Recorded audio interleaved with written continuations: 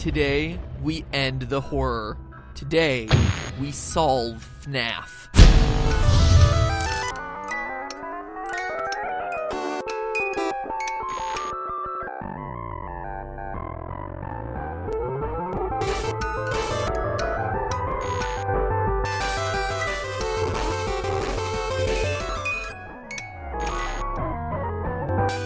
Hello, Internet! Welcome to Game Theory, where, after months of intensive therapy, I'm back to finally put the original FNAF tetralogy to rest. It's done. No more Halloween updates, no more FNAF 5 rumors, and no more fan.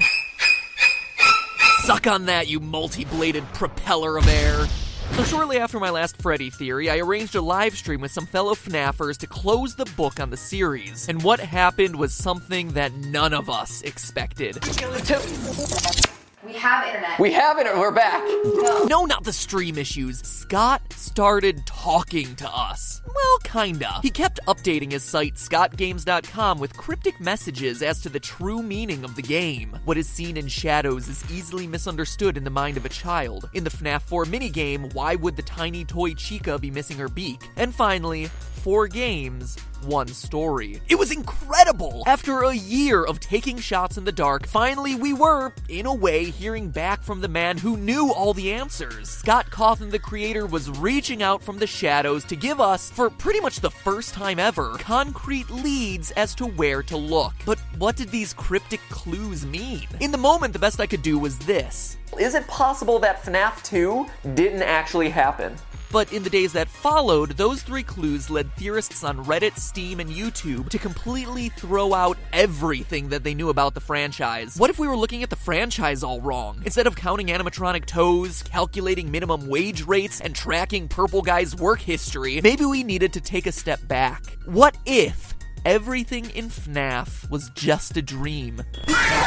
That's right, a FNAF dream theory, that everything we play through in these games was created in the mind of the FNAF 4's crying child. It sounds like a cop-out, right? Like a lazy storytelling cliche. Maybe, but stay with me. Even if you think you've heard parts of this theory before, you'll want to stick around. I've unearthed the clues that finally put our year and a half of FNAF speculating to rest. Of the 3 clues Scott gave us that day, the most damning one was the last one. Why would tiny toy Chica be missing her beak? What? In the FNAF 4 minigame, you can talk to a small girl on the playground with toy versions of Bonnie, Freddy, and Chica, but her beak is missing? During the stream, we were all like, Scott, please. But when we looked, sure enough, there it was. A few orange pixels laying on the ground.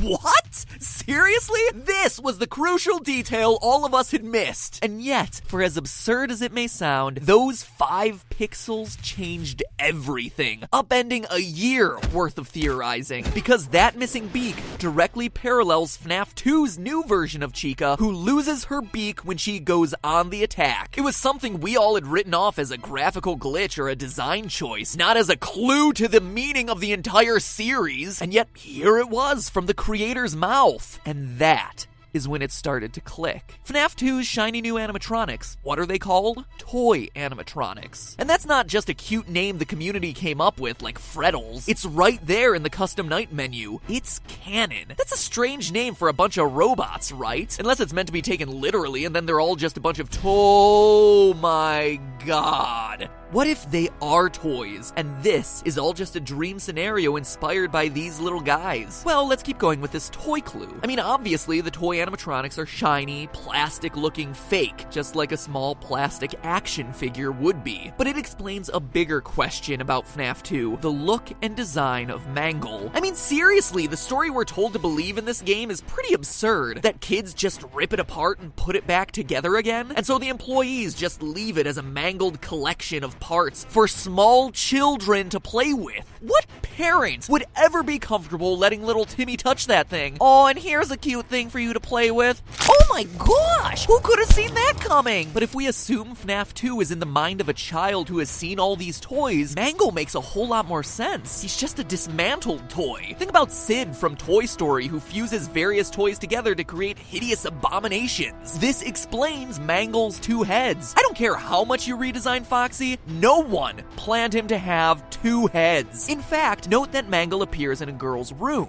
An insignificant detail? I don't think so. The Chica-Beak shows that this girl's toys fall apart, just like Mangle, the tear-apart, put-back-together toy. And toys explain FNAF 1, too. The crying child of FNAF 4 has 4 plushies in his room. The crew from FNAF 1, plushies, as in soft, stuffed animals. What are the original 4 animatronics made out of? Soft materials.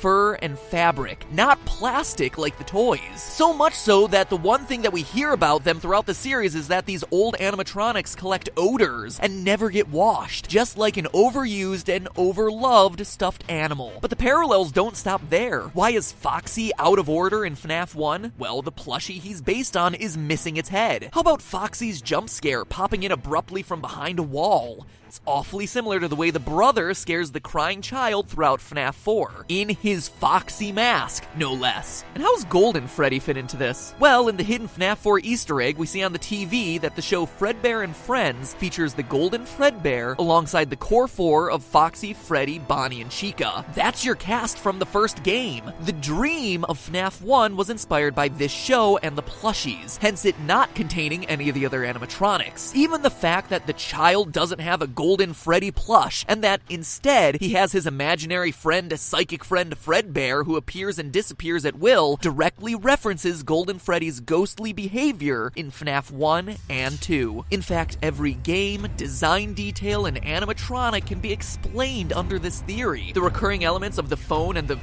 fan, right there from some of his favorite toys. The fact that no one in their right mind would work in a place like this? Dream. Firing an employee for something like odor? It's a child's imagination of what employment is like. How about the weird metaphysical hoops that you have to jump through to access FNAF 3's minigames? Well, dreams have weird rules where dialing codes into cinder blocks makes perfect sense. FNAF 3's Springtrap is directly inspired by the girl in her golden body finger puppet that pinches and traps her finger. The idea that the animatronics stuff you into suits comes from this girl spreading the urban legend that if you die, they hide your body and never tell. The naked endoskeletons come from his time trapped in the supply room. Balloon Boy is the dream version of this kid, excited to go to the birthday party. They even have a single balloon each. Even the oddballs of Shadow Freddy and Shadow Bonnie fit under this theory. They're the product of the crying child being freaked out by the shadows that Golden Freddy and Bonnie cast onto the wall. And while we're on the subject of shadows, Dream Theory even rolls up the purple guy. Let's pull in Scott's second clue. What is seen in shadows is easily misunderstood in the mind of a child. Yes, he could be referencing the shadow animatronics, which are literal shadows, but what he's more likely referencing is Purple Guy helping a fellow employee put on the yellow suit. They're in a dark, shadowy room, and what the kid sees, or what he thinks he sees, is someone getting violently stuffed into a suit when it's just a mascot putting on its head. Think about how traumatic it'd be if you were a kid and you were at Disneyland and then saw Mickey Mouse suddenly take off its head. It would blow your mind. But we all know that there's no murder happening. It's just employees going about the daily grind. In fact, that's why Purple Guy is purple. In the Atari-style games, shadows are represented not with black, but with purple, as indicated by the shadows cast by the animatronics on stage. That's why Shadow Freddy, Shadow Bonnie, and even the innocent employee in the dark back room, the shadowy purple guy, are such an unusual color. Still skeptical? So was I. Sure, it answers a lot and smooths out the timeline, but there was still one piece of the puzzle that was missing. One thing that was nagging me. It still felt like a convenient explanation, but not an intentional one. Not something that Scott had planned for the series. All I needed was just that one detail that made everything fit together. But then, while writing this script, it finally dawned on me. The nail in the coffin. The one piece of evidence that no one can deny and that, to my knowledge, no one has talked about in the months of theorizing. The detail that convinced me this theory has to be true. Are you ready to have your mind blown? Listen to the sound that you hear at the end of every night of the first 3 games.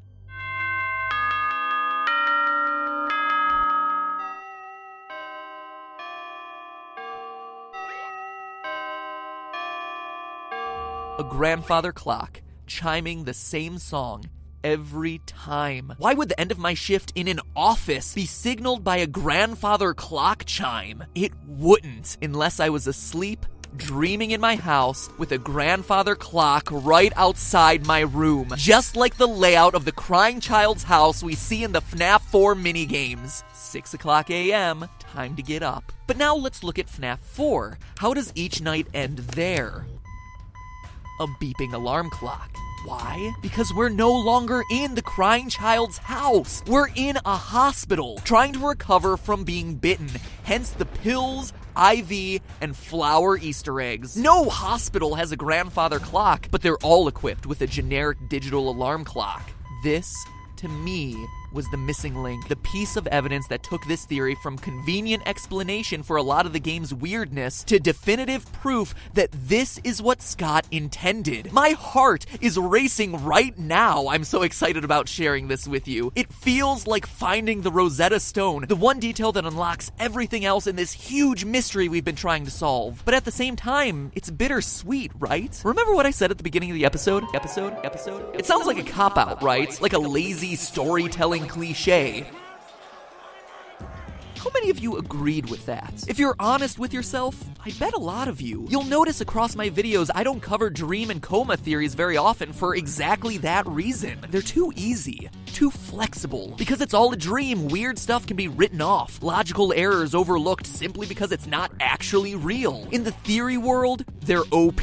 They're hard to argue against and can be molded to fit any random collection of details. And for a game like FNAF, where us theorists have spent thousands of hours combing through all the details, making and remaking timelines, bending over backwards to make every last piece of information fit together across the 4 games, it was just a dream reveal invalidates all of that work. It says that none of it really mattered since none of it really happened, and Scott knows this. Let's look at a quote from Scott in his update on Steam regarding the Halloween DLC for FNAF 4. Quote, "The story remains completely hidden. I guess most people assume that I filled the game with random Easter eggs this time. I didn't. What's in the box?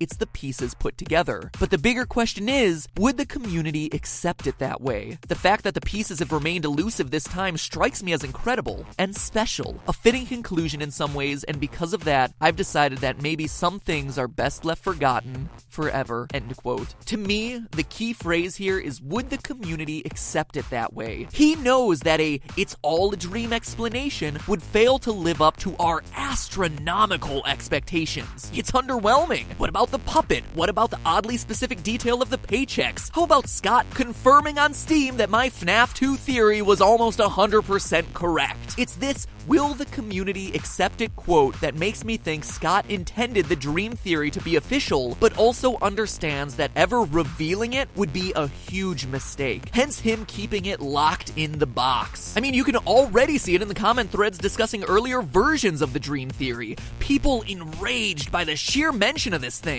Heck, you'll probably see it in this comment section. But it doesn't have to be that way. Sure, the nights themselves may be a series of dreams, but the lore contained within those dreams doesn't have to be meaningless. In fact, it's not. Think about it. The urban legends the kids are sharing had to start somewhere. That crying child clearly saw something that made him scared of these restaurants. And then how do the Atari games fit in? Are they just dreams within dreams?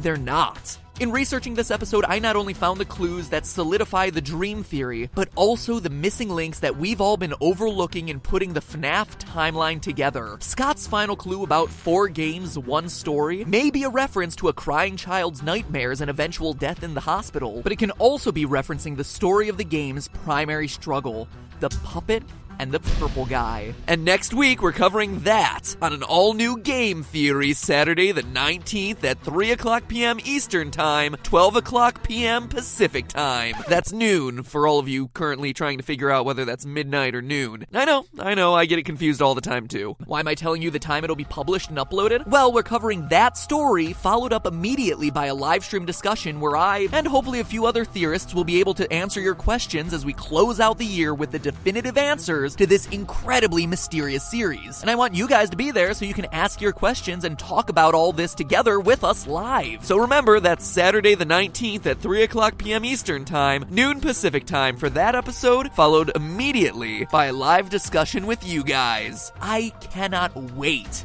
to share all of this with you guys. And in the meantime, remember, that's just a theory. A game theory.